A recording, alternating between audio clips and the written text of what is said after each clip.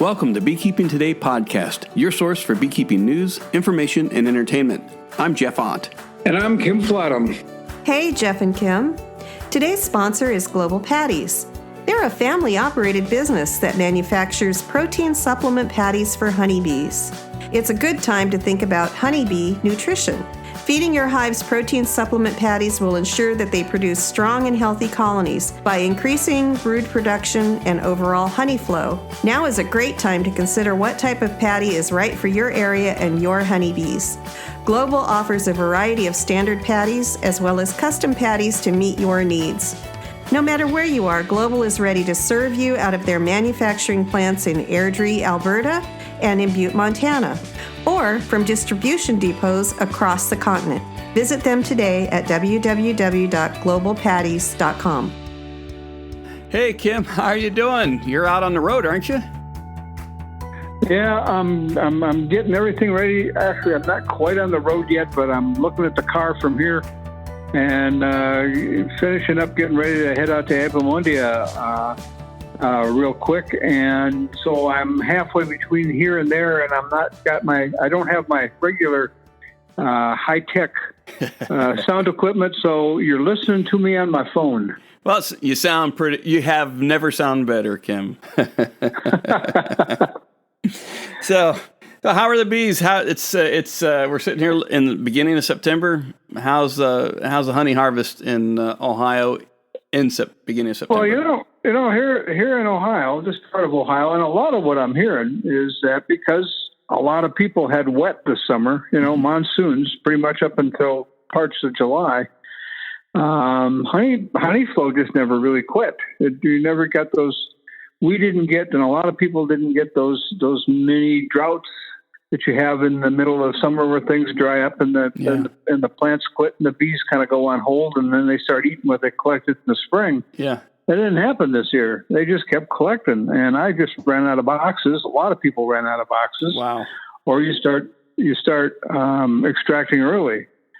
The thing is that what you want is, I'm looking right now and I can see goldenrod like I haven't seen goldenrod in years. Wow. And both white and purple asters. And if beekeepers don't get greedy, there's a heck of a fall crop there for the bees to overwinter on, and they're not going to have to feed this fall. They're not going to have to feed next spring, and they've already made a honey harvest.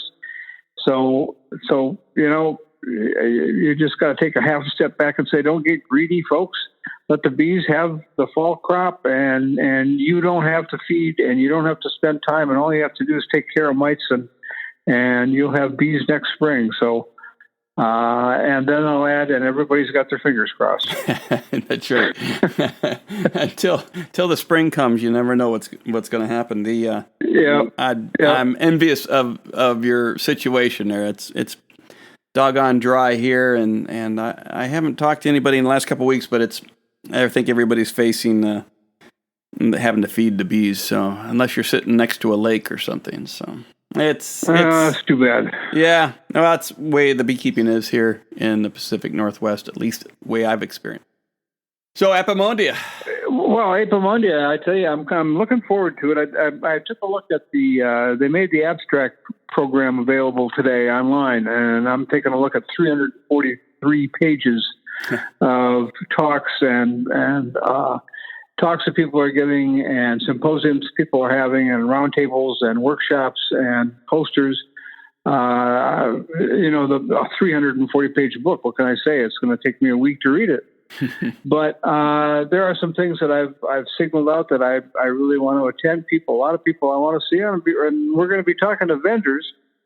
Now, we're going to be talking to vendors. I'm going to be recording that, and when I get back, you and I'll fill you in on some of the things that I saw, and once you hear them talk, you can ask some questions. Maybe I'll have some answers, but at least you'll know people you can go visit about stuff that's new, stuff that's better, stuff that's we haven't seen before. There's a lot of vendors at this place representing a lot of countries, so I don't plan on being bored. I'd be surprised if you were, and I know that you will also be talking to some people who've been on the podcast in the past and getting updates from them as well, hopefully. Yep, quite a few actually, and one of the things is that for the people listening here, if you're on Facebook, we're going to be doing some Facebook Live programs, talking to vendors, talking to speakers, what have you, and so if you get a chance, stay tuned to Facebook and you can hear us live. But of course, the nice thing with Facebook, it's recorded and you can go look it up later. We've done that at a lot of meetings in the past, and we get a lot of attention that way.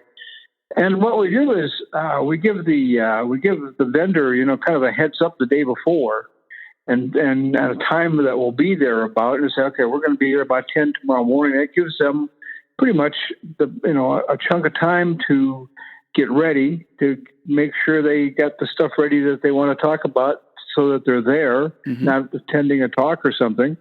And because of that heads up we give them, and the opportunity, it's essentially a commercial for these folks, which is good for us because we get to tell people who aren't there all about them, and they get to tell people that aren't there all about what they've got. So we get a lot of good cooperation from the vendors, and we get to spread a lot of good information to people who can only listen and can't visit. So we do well. It's a lot of fun, and you get to go back later and listen to it again to pick up what you missed the first time. Well, good. I look forward to hearing it. So what have you been up to? Well, I'm glad you asked. Recently, we looking into season 2 of the podcast. We wanted to expand some of our guests and bridge out into talking to some people who've used honeybees in their businesses, not just as beekeepers, but also incorporating the honeybees as a part of their business and part of the focus. And so, with that in mind, I reached out to a local winery in Washington, up just east of Seattle, called Orenda Winery, and set aside some time, and went up and talked to them this last weekend and recorded an interview that I think that you will enjoy and our listeners will enjoy as well. Well, how can you go wrong with bees in a winery? I mean, let's face it. It just gets better and better. So, yeah, I look forward to it. I have been to wineries and I've been to apiaries, but people combining those two sounds like a good time. Well, let's call that up, and I know everybody will enjoy listening to Xander and Samantha. So let's listen. Okay. So we're here at Orenda Winery. Orenda Winery. I can't say that. Orenda Winery. And in Carnation, Washington. I'm here with Xander Kent, and he is the owner and the main dude here at the winery, aren't you? Me and my wife, yeah. We bought this place a couple years ago. But very good. So where are we?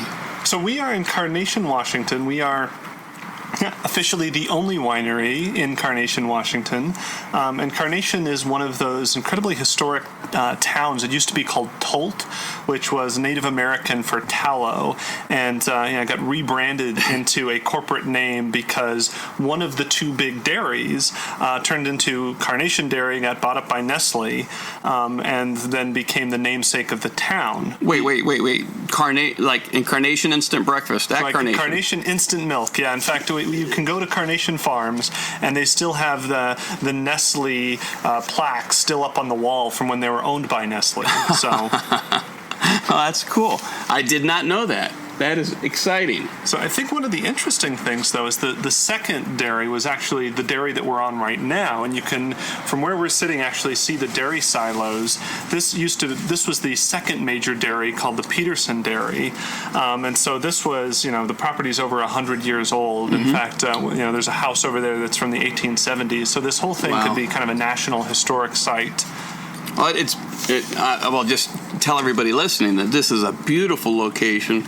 It's in a beautiful green valley just east of Seattle, and it's very well. I'm looking at a cow. He walked up to come. Maybe he wants to be on the podcast, but black and white cow. I've not seen a cow with a stripe like that. That's really weird. It kind of fluffy belted Galloways. They're from Scotland. There's our neighbors who now own the pasture where the dairy is. Essentially, they bought these unique cows, and every once in a while those cows long for the days that they could be a dairy farm again, because they're currently on the menu for steak at some point. But well, they're very unique with a stripe of white around the middle, like where the saddle would be if it was a horse. Anyways, so Xander, tell me about yourself. Thank you for inviting me here to the winery today. This is exciting. So what are you doing here? What is? Tell me about the winery. What are we doing here? Yeah. We're doing close to everything. I mean, I think in the course of a few years, my wife Samantha and I have turned this place into a hybrid wedding event venue on which we got married ourselves here. Good start. And we've essentially have a winery as well, Orenda Winery. And then the third is we have Orenda Honey, which is a collection of roughly 14 beehives that sit on the property, and a few of them sit off the property. So we're essentially the panacea of decadence: weddings, honey, and wine. What more could you ask for? I think you can make a pretty good just sitting here and enjoy your one way or the other. Well, that's really cool. So and what's your background in beekeeping? What got you started in beekeeping? Oh my! So 2011, I had no idea what I wanted to do with my life. I had just graduated college and signed up for the Peace Corps. And I told the Peace Corps recruiter, don't send me to Africa. And I also didn't tell the Peace Corps recruiter, but didn't really know why this would ever come up, that I was afraid of bees. And a year to the date later, am in the African bush in a locally sewn suit, trying to make sure that there are no holes. Wait, you said locally sewn. Locally sewn. So all of the materials when we were in Africa that we would essentially work with were sourced from the village. So we would wear rice sacks tied with slices of bicycle tire around our legs so the bees couldn't fly up our pant legs. And then all of it was locally sewn material. And you'd tear that all the time. It was kind of a pick-your-own adventure on what would possibly break first and cause the bees to, quote, enter your suit. Oh, my gosh. And here I was thinking, you had nice kits from Dedant, or at the time it would have been maybe Brushy Mountain or whoever, but it's rice sacks. And that's I'd say the tragedy in development is every single time people go, hey, let's give them a nice pair of Tom's shoes, or let's give them a brand new bicycle, and you're like, you can't source that locally. When it breaks, you are pretty much done for. And so kind of the best development is when you're actually sourcing the materials within 30 miles of where you're using them. Otherwise, the hive breaks, and you're like, I don't know where we can mill a perfect frame to sit a plastic insert in. Mm-hmm. So, yeah. So you told the Peace Corps recruiter, do not send me to Africa, and you neglected to say, I don't like to be stung, or I don't like stinging. I don't like fear of bees. Yeah. I sat on one too many wasp nests when I was a kid, and amalgamated everything as stinging insects are scary. Yeah. So then you find yourself a year later, to the day, walking through the bush in a rice sack with legs tied, and I assume the wrists tied shut with bicycle inner tube tires. Exactly. Inner tubes. They were neatly sliced for your convenience. And you were saying to yourself, what were you saying to yourself at that point? Well, it's interesting. I almost feel like one, I was terrified, and so it took me about a month to move.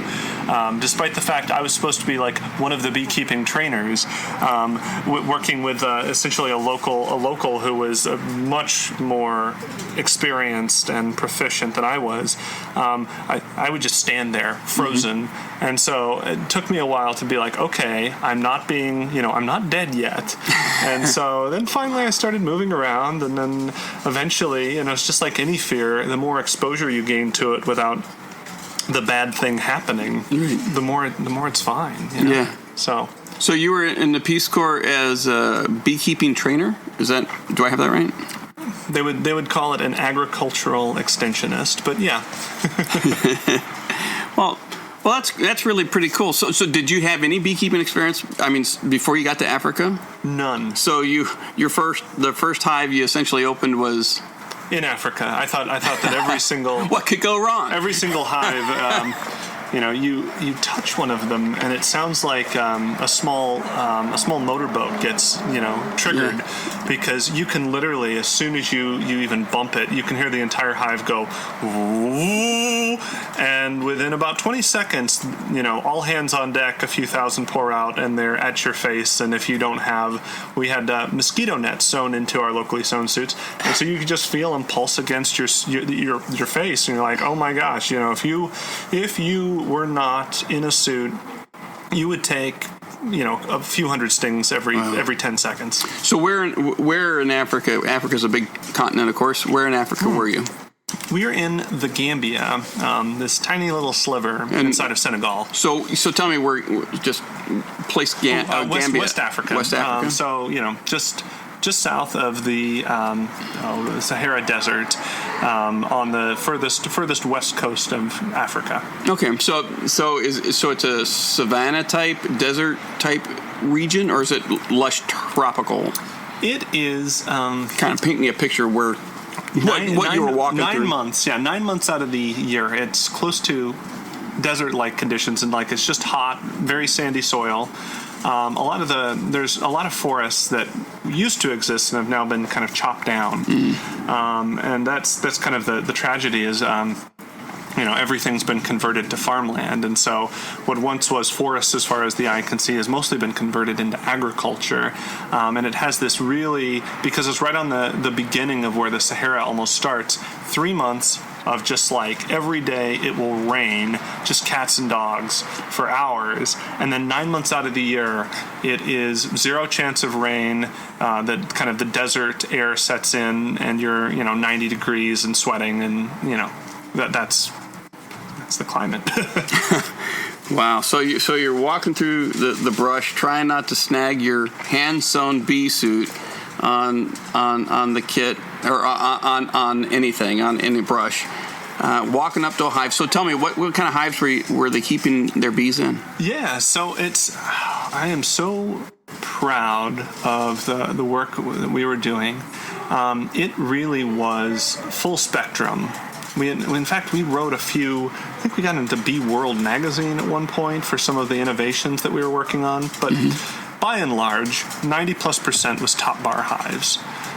It was definitely the most efficient, most effective way to keep bees in Africa, and there was really multiple market opportunities with top bars, because you could essentially create a flow of wax that you can't in the modern Western hives, because you're harvesting so much wax, and then you'd also create kind of the flow of honey, and both of which were kind of value-added products to the farmer in Africa. Yeah. I mean, I would imagine talking about using everything from the hive as a commodity. Yeah. In Africa, it'd be it's big. Top bar was the good one, but we also did, just as an aside, all sorts of locally sewn grass basket hives, kind of relying on the local knowledge that already exists to create baskets. So, yeah. Wow. So were they kind of like skep hives? When you say grass baskets, yeah. So imagine someone was to just sew from the bottom up a grass basket, that you could have a waste paper basket out of. It looks just like that.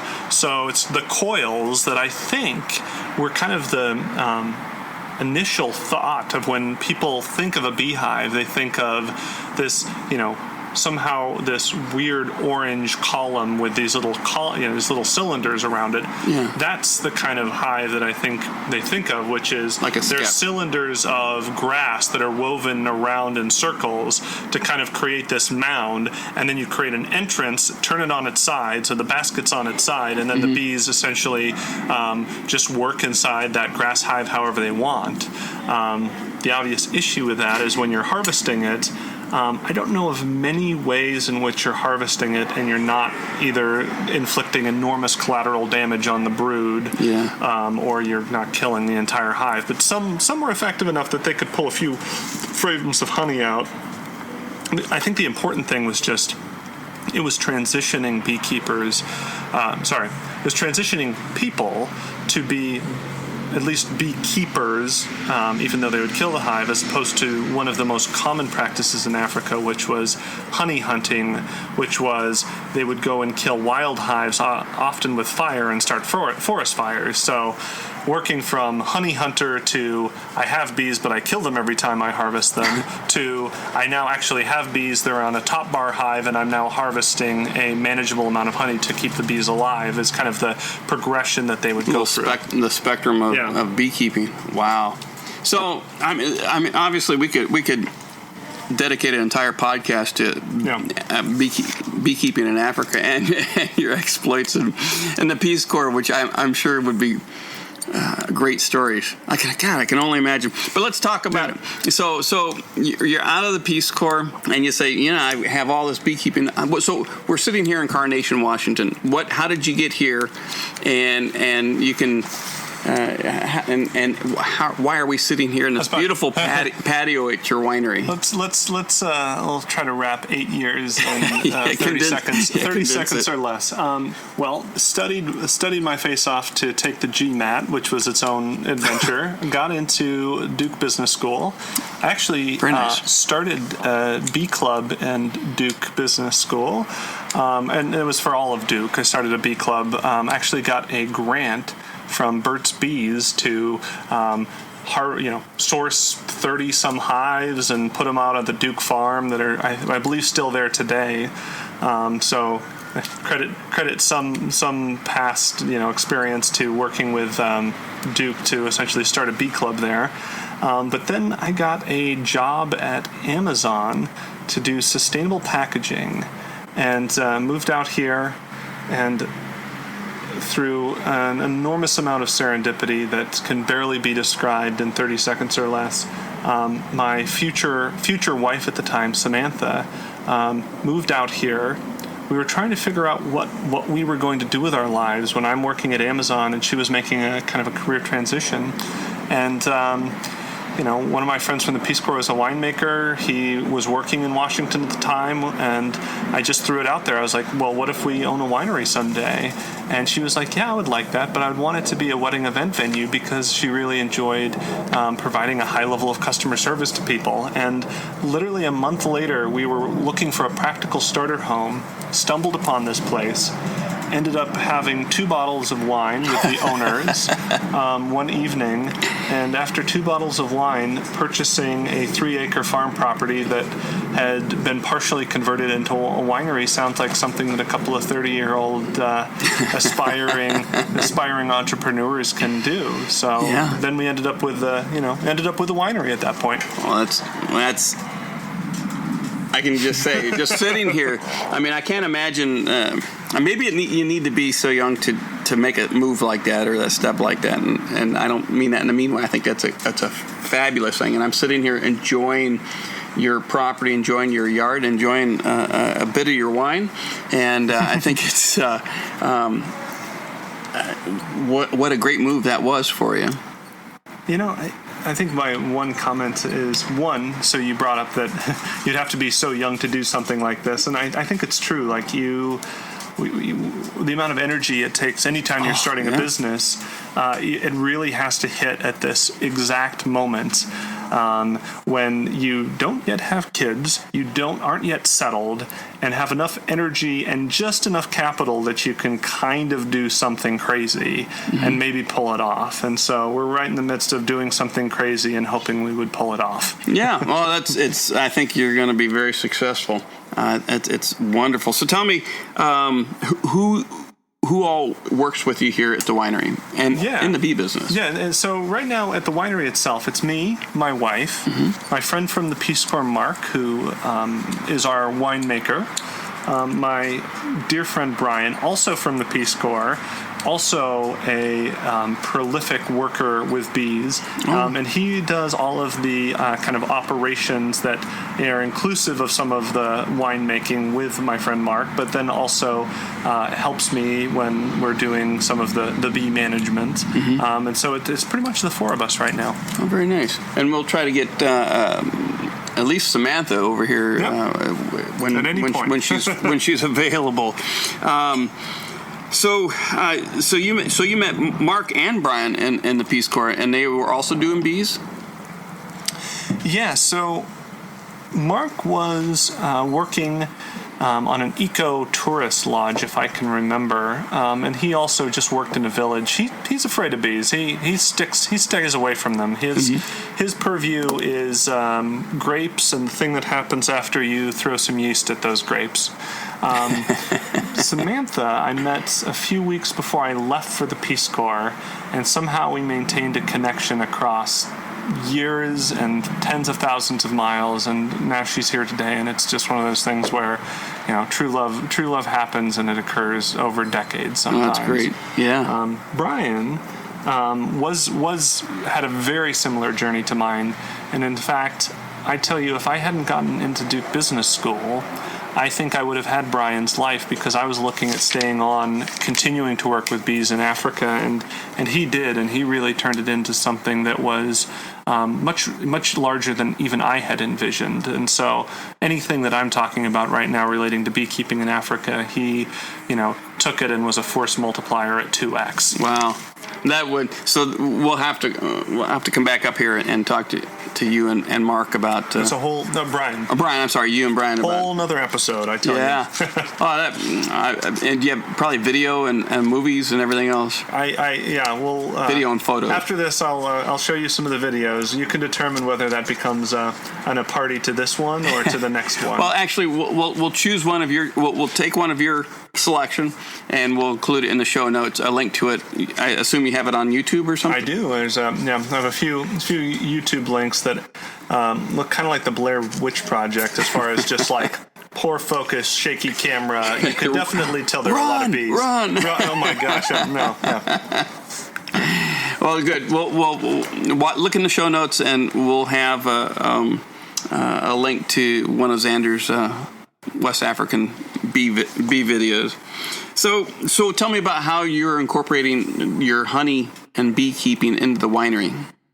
Yeah, it's interesting, because I have to assume that anyone who's listening, that anyone who engages on this subject, knows that beekeeping is a fundamentally unprofitable endeavor, and that you, in order to engage on the subject, just have to have almost an irrational passion to hang out with these cool little creatures that they've had a lot of kind of hand rearing by people for a very long time, so they're actually quite fragile. Like I'm just always amazed, where I'm just like constantly like looking out for them on their behalf, especially now that I'm away from what I would call the wolf of Africa, and to the dog that is the Italian, the Carniolan, where it's kind of like we worked with them for so long that it's kind of like, hey, we have dogs now, but they're bees, and because we've worked with them for so long, they're super gentle and honey producing, but just like a dog, you almost have to look out for it, because it kind of fends for itself until it doesn't. Right. And so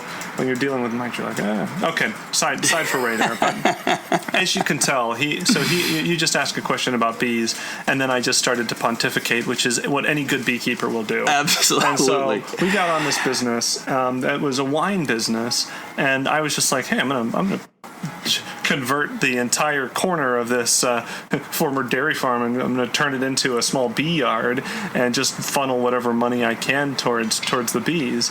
And it started off pretty simply as wedding favors at our wedding that Samantha created. The honey. The honey. Yeah, sorry. The honey was wedding favors, and it was Samantha and Xander, August 4th, 2018. Here's this wedding favors that you can go with. And I remember all of these people commenting. They're like, you could really sell that. That is just gorgeous. Like the presentation, they're little 4-ounce jars. They're perfect wedding favors. They're perfect gifts. Yeah. They're shrink wrapped with these, with hair dryers. And the way I look at it, and you can ask kind of questions after this, but is they're just the cherry on top of this business, because they're like mascots. Where if you go on OrendaWinery.com and you essentially say, about us, it goes, here's Mark the winemaker, here's me the head beekeeper / finance person, here's Samantha who does all the operations, here's Brian in operations, and then here's the bees. Yes, and then I saw that. Yeah, and then it said, it's like the bees are outstanding members of the community, and they kind of represent the type of community that we hope to engage with and be a part of. So that's kind of the background on how the bees started in there. Yeah. Well, that's really cool, and we went over and took a look at. You had about 12 behind the winery, or behind the. We have 12 hives. Shed. Yeah, we have 12 hives behind the property. 6 carnies, 6 Italians. They've done incredibly well back there. Obviously, as you kind of mentioned at the start of this, we're on this kind of beautiful swath of land near. There's a number of kind of even semi-famous farms other than just Carnation farms. There's also Remlinger Farm, and there's a henna blueberry patch, and people ask what kind of honey do you make, and I'm like, well, there's Full Circle Farm over there, there's Remlinger over there, all within 3 miles. So everything you're eating, they probably pollinated. Yeah, it is. This valley is just beautiful. Just driving up from the south, from where we came up from Olympia, and just coming into this valley, and it's just gorgeous, full of different agriculture. Blueberry farms, like you said. There's some melon farms I saw down the road. It's great, and I'm sitting here overlooking at the bees flying the flight paths out of your apiary. They are just. I never even noticed that from where you're sitting right now. Yeah, it literally looks like snow is falling on the evergreen trees, because if you squint, you can see all of them flying out. Well, they're backlit, and you can see the wings are they just look like little comets flying, and one way or the other, and it's phenomenal. Yeah, and what a wonderful location. You have your honeybees, you have your winery, and you're pulling it all together. Is there anything at this point? I know you're only 2 years into your operation. Yeah, about 2 years. 2 years, so what would you change at this point if you knew now then what you know now? What would you change differently? That's such a hard question. I mean, it's interesting. Any business you get into, you realize a year later that the decisions you made years ago implied all of these trade-offs that you barely understood at the time, but you are either loving or regretting at any given moment at this current stage. So by and large, every decision we've made, I've been very comfortable with the trade-offs that is implied. I mean, really getting this property has been kind of a shake of the dice that ends up turning 7 once, one in a million times. I think that we're so new at this business that there's still not as many trade-offs yet within the bee business that I would have expected. So I think most of it is aspirational, looking at all of the things we still can do, maybe not the things we haven't missed out on yet. No, that's fantastic. No, I love the optimism, and I love the view. I mean, it's fabulous, especially so many people want to keep bees. So many people would like to do something meaningful with their bees, and it's fun talking with you, hearing how you've helped people in developing countries do better with their bees, go from being hunter-gatherers to basically beekeepers and lawn hives, to having your winery here and having bees and having them being a focus of the winery. I think that is a great story for many beekeepers to hear and to use as a model for when they're looking at how they can incorporate their bees into their lives. That's inspirational. I like it. I like it a lot. So what's next? How about mead? Obviously, you got to wine, honeybees, mead. There's got to be a connection there, perhaps. Yeah, I'll give some advice out there.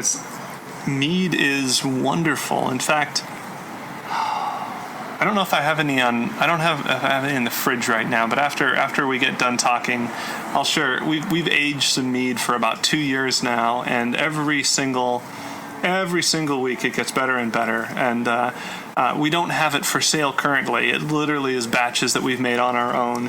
But we put a hand-sized, a fist amount of ginger in there. So it's this ginger mead, and we used a champagne yeast. It's super dry, so it's not like honey beer. It is more truly like a dry white wine that tastes like ginger. And honey is a great for mead.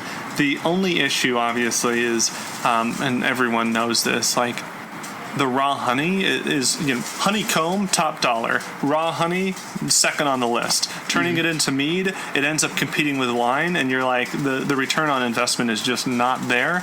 But I absolutely think it's going to become one of those things where, for our wine club, for our wine favors, for people who have weddings here and want just a small bottle and a small taste, I think we'll make a top shelf out of it. Oh, that'd be fun. I'll come up and taste it at some point. It'd be really enjoyable. I don't like a really sweet. I've tried mead.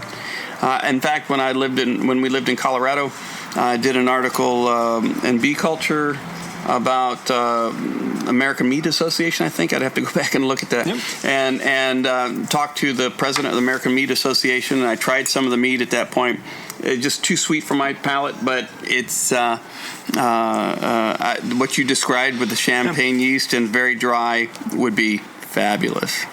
Absolutely. I mean, I think that probably one of the issues with a lot of mead is that maybe the people who are making it might be beekeepers first and fermenters or winemakers in our case second. But I think we have kind of a cool opportunity to maybe create something kind of a top shelf. Again, I don't think that the mead that is kind of almost like beer is really going to take off quite like possibly making it like a very high-end, almost port-like wine where it's like really kind of dry and very condensed. That's kind of what we hope to accomplish at some point. Well, sign me up. Put me on that mailing list. I'd be happy to be a part of that. So tell me, how does so you have the bees on the property and you have guests come in, you have weddings, you have wine tastings. How have the honeybees on your property improved your business, or have they? Yeah, well, it's interesting because I think at first there was a little bit of skepticism from my wife, my family, just around. We want to have weddings, and we are incorporating a stinging insect into them.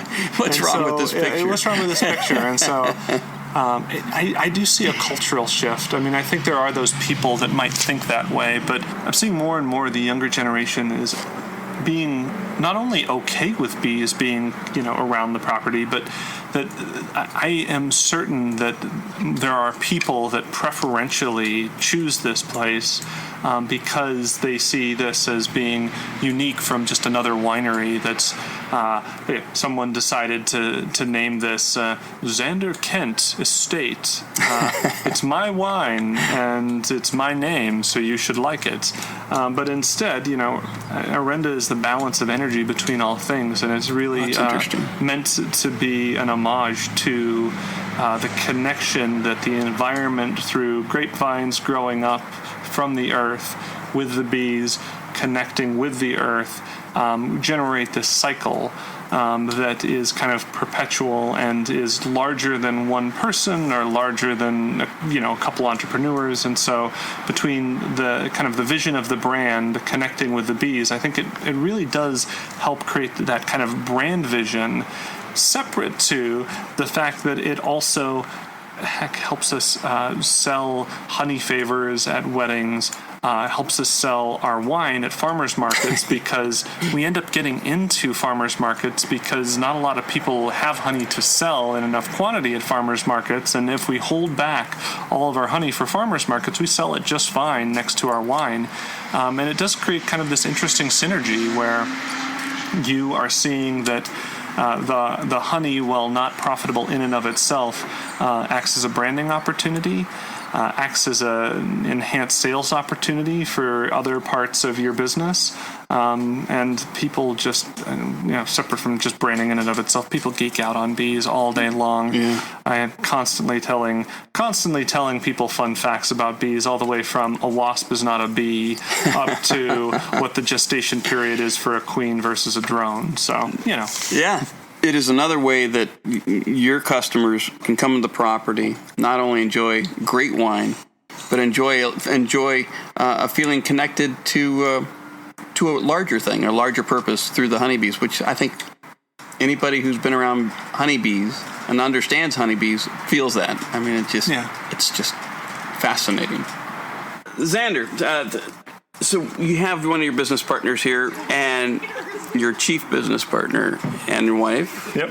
You want to introduce her to our listeners? Yeah, absolutely. I mean, I think I kind of mentioned that, through the journey of the Peace Corps and all of this kind of long distance serendipity, I kind of held this connection with Samantha, and she's been a huge supporter of everything that we've done together, and of bees, and of weddings, and of winery. And so I don't think it would be fair to talk kind of by myself about any of this, because she's been more than everything to me, and more than everything to what we've done. So fantastic. Well, Samantha, welcome to the Beekeeping Today podcast. Thanks for joining us today and welcoming us to your winery.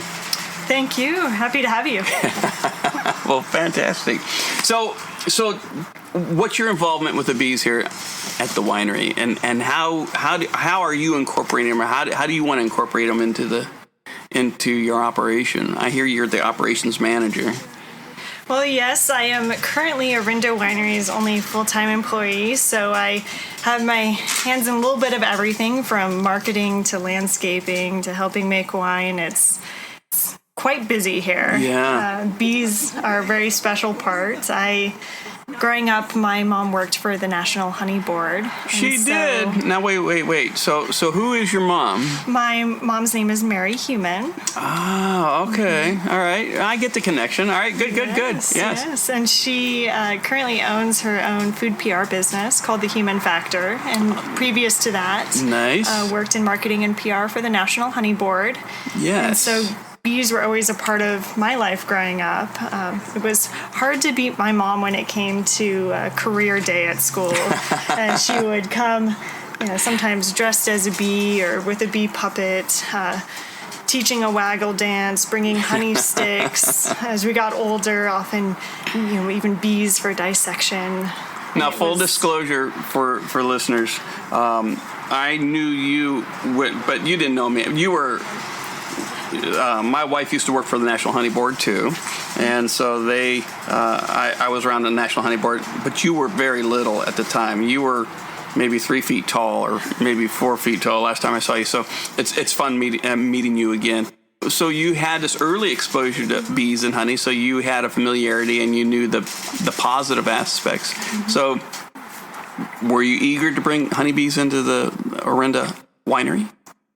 Yeah, absolutely.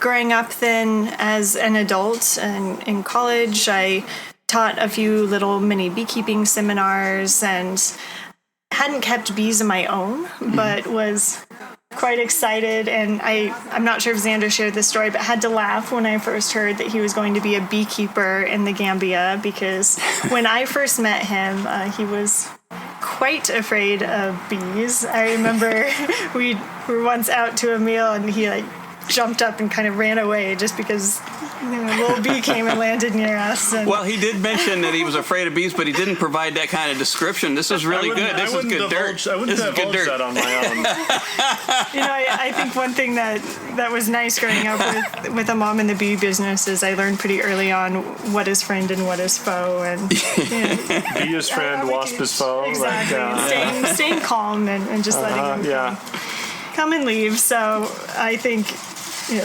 when I first heard Xander was going to be a beekeeper, I had a pretty good laugh there. And I didn't think it would last. And I remember coming out to visit him for the first time in the Gambia in West Africa. And he, was really going on and on about the suits, and he pulled out a roll of duct tape and was duct taping the gloves, duct taping the zipper, and was just going on and on about how awful these bees were. And I kind of chuckled because I thought, well, I grew up with bees. Like, I just, you barely even need a suit. Like, come on. It was put a little, and you wimp. Exactly. I was like, I think I'm fine. Like, don't worry about all this. And then you touch one of those hives, and what happens? Let me say, it was an experience. Oh, my. I was very glad for the duct tape. Yeah, uh-huh.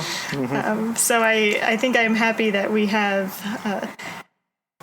Italians and Carniolan varieties in our bee yard that are a little bit nicer, but I think keeping bees in general is something I was really excited about, and keeping that piece of Xander's story and maybe even our shared history alive has been pretty special. It's a great segue to tell our story, talk about how we met our good friend and winemaker Mark Basso, with a Peace Corps background, and blending into chatting about wine. Yeah, well, and with that history and background also, and Xander was talking about being at the farmers markets. I mean, that's just a natural.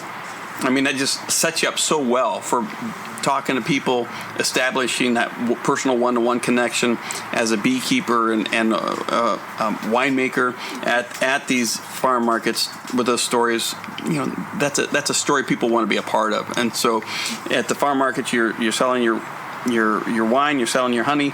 You can pull them together with a great Peace Corps stories, or the fun stories with bees together. I think it's a great way to bring the bees into the business and make it part of the family. Absolutely. Continue it as a family, part of the family. Absolutely. Great platform for education. Share the buzz about bees, and we've enjoyed it. Xander might have shared that this was sort of a retirement dream realized early for us, and it really feels that way. It's beautiful here, and thank you both for inviting us up. Yeah. Thank you. So, I was able to get through the interview, Kim, and hadn't had any wine until after we turned off the recording. It may not have shown, but had a great time with Xander and Samantha. It was a great interview. Well, it sounded like it, and I'm sorry you didn't get to drink any wine until you were done, and it probably would have. We would have gone another 2 hours and had a good time. They sound like they really got a good handle on their business. I was really impressed. I know that they got some background in businesses, but the African bee business, the African bee experience that they had in Peace Corps, and then being young enough to say, let's do this, and then doing it. That was inspirational. It was, and I'm jealous of that. Yeah. I really am. They did a good job of explaining their business, what they're doing, and the honey part of it. But I got to tell you, I'll take 2 steps back and say, I'd really like to hear more about their experience with African bees when they were in Africa and Peace Corps, and I'm hoping that somehow we can get them back to talk more about that.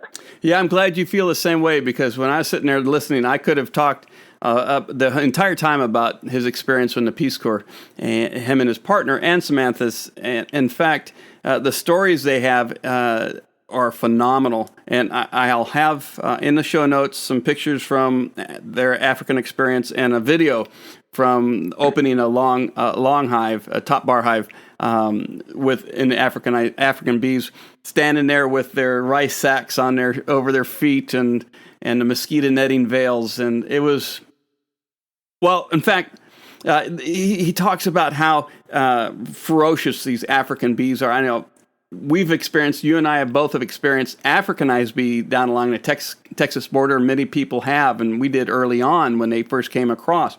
But these are true African bees, and to just see them in all their fury, was awe-inspiring. In fact, listen to this. Listen to Xander's experience and how he has to. I didn't include this in the video or in the original podcast, but listen to this. This is his description of how the bees they maintain an attitude days later. Whereas African bees, there's just no really way to describe it, other than they're just like, hey dude, leave us alone. We've been doing this ourselves for a very long time. We don't need you, and we're gonna sting you in the face. Not only that, we are going to sting you in the face tomorrow when you're eating breakfast and you're 100 yards away from the hive, just because there's like a vindication to it. That it was shocking to me. Just in principle. Oh my gosh! They'd just be like, "Hey, you touched us yesterday. I'm gonna send you a message that you will not forget." That was pretty amazing, isn't it? I mean, can you imagine standing there through that? Whew. No, basically no. I would be probably retreating. But on the other hand, it would be good to experience that with maybe a little more armor and a lot more smoke. But I would like to be there and do that.